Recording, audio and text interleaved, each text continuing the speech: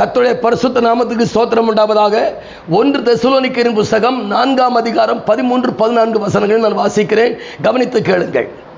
அன்றியும் சகோதரரே, நித்திரை அடைந்தவர்கள் நிமித்தம் நீங்கள் நம்பிக்கையற்றவர்களான மற்றவர்களைப் போல துக்கித்து அறிவில்லாதிருக்க எனக்கு மனதில்லை. இயேசுவானவர் மரித்து பின்பு எழுந்தார் என்று விசுவாசிக்கிறோமே, அப்படியே இயேசுவுக்குள் நித்திரை அடைந்தவர்களையும் தேவன் அவரோடு கூட கொண்டு வருவார். எப்படி ஒரு தெளிவை பவுல் ரொம்ப தெளிவா பேசுறார் பாருங்களேன். அன்றியும் நித்திரை அடைந்தவர்கள் நிமித்தம் நம்பிக்கையற்றவர்கள். சிலருக்கு நம்பிக்கை இல்லைல்ல. ஏங்க, உயிர்த்தெழுதலை குறித்து பேசும்போது அப்படியா, நாங்கள் அப்படி ஒன்று கேட்கலையே, இது நூதனமான உபதேசமாக இருக்கு, என்ன ஒருக்கா பேசு அப்படின்னு நீ சொன்ன அத்தனை பட்டணத்து மக்களை போல இங்கே ஒரு கூட்டம் இருக்கு. நித்திரை அடைந்தவர்கள் நிமித்தம் மற்ற புறஜாதிகள் அழுது துக்கிக்கிறது போல நீங்கள் அறியாமல் இதை குறித்து அறிவில்லாத இருக்கிற எனக்கு மனமில்லை.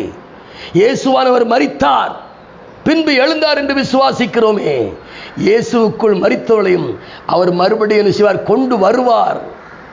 எவ்வளவு ஒரு தெளிவு பாருங்களேன், கொண்டு வருவார். அதனால தான் பவுல் ரோமாபுரி சபைக்கு எழுதும்போது சொல்றாரு, மேலும் பிதாவின் மகிமையினாலே கிறிஸ்து மரித்தோர்ந்து எழுப்பப்பட்டது போல.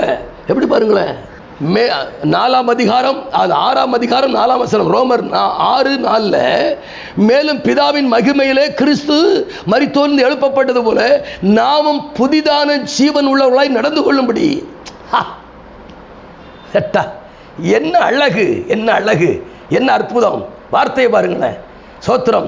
அப்ப கிறிஸ்து மரித்தார் பின்பு எழுந்தார் என்று விசுவாசிக்கிறோமே, இயேசுவுக்குள்ள மரித்தோரை மறுபடியும் செய்வார், கொண்டு வருவார். இந்த நம்பிக்கை வாழ்க்கையில் அப்படியே தொடர்ந்து ஓடுமே. இதுக்கு முன்னால் மரித்த பரிசுத்தவான்கள் நினைக்கும் பொழுது, அவள் நடந்த ஜீவியம், அவள் நடந்து வந்த வாழ்க்கை, இவைகளை கவனிக்கும் பொழுது நமக்கு ஒரு புது தைரியம் உண்டாகுதா இல்லையா? சோத்திரம். அதனால பயபக்தியா இருங்க, கர்த்தர் பயப்படுற பயத்தில் இருங்க. கர்த்தர் மறுபடியும் செய்வார், வருவார். எதுக்கு? கிறிஸ்துவுக்குள்ள மரித்தவளோடு எழும்பி வருவார், கொண்டு வருவார். அதுக்கப்புறம் உயிரோடு இருக்கிற நாம அவருக்கு எதிர்கொண்டு போவோம் என்று சொல்லி பவுல் 1 கொரிந்தியர் 15ஆம் அதிகாரத்தில் 50, 51, 52, 53 வசனங்கள்ல மேலும் ஒரு ரகசியத்தை உங்களுக்கு அறிவிக்கிறேன். நாம் எல்லாரும் நித்திரை அடைந்தவர்களுக்கு முந்திக் கொள்வதில்லை. ஒரு ரகசியத்தை உங்களுக்கு அறிவிக்கிறேன், எக்காலம் தொனிக்கும், அப்பொழுது கிறிஸ்துவுக்குள் மரித்தவர்கள் முதலாவது எழுந்திருப்பார்கள், பின்பு உயிரோடு இருக்கிற நாம அவருக்கு எதிர்கொண்டு போவோம். மாம்சம் இரத்தம் தேவனுடைய ராஜ்யத்தை சுதந்திரிக்காது, அழிவுள்ளது அழியாமை சுதந்திரிக்காது. பிரியமான தேவ ஜனமே, மாம்சத்தோடு இரத்தத்தோடு நமக்கு உறவில்லை. நமக்கு கர்த்தரோட உறவு இருக்கிறது, கர்த்தருடைய வார்த்தையோட உறவு இருக்கிறது, நித்திய ஜீவனோடு ஒரு உறவு இருக்கிறது. இந்த வார்த்தை ஒவ்வொருடைய வாழ்க்கையும் மாற்றி அமைக்க வேண்டும், இருதயங்களை சிந்தைகளை திருப்ப வேண்டும். தெசலோனிக்கே சபை மக்களுக்கு பவுல் அழகாய் எழுதுகிறார், நீங்க நம்பிக்கையோடு இருங்க, கர்த்தர் வருவார், கர்த்தர் வருவார். அவருக்கு நீங்க எதிர்கொண்டு போவதற்கு கர்த்தர் அவருடைய மகிமையின் பிரசன்னத்தோடு கூட இறங்கி வருவார் என்பதை அங்கே தெளிவுபடுத்துகிறார். மற்ற எண்ணங்களை எல்லாம் மாற்றி அழகுபடுத்துகிறார்.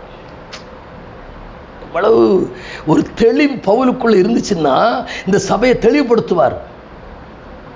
ஒவ்வொரு ஊழியக்காரனுக்கும் ஒரு தெளிவு இருக்கணும். ஆமென், ஆமென், சோத்திரம். ஊழியக்காரனுக்கு மட்டுமல்ல, விசுவாசிகளுக்கு ஒரு தெளிவு இருக்கணுங்க. சரிங்களா? அப்போ இயேசு மரித்தார் எழுந்தார் என்று விசுவாசிக்கிறோம். இயேசுவுக்குள் மரிக்கவளையும் அவர் மறுபடியும் கொண்டு வருவார். இந்த நம்பிக்கையிலே வாழ கற்றுக்கொள்ளுங்க.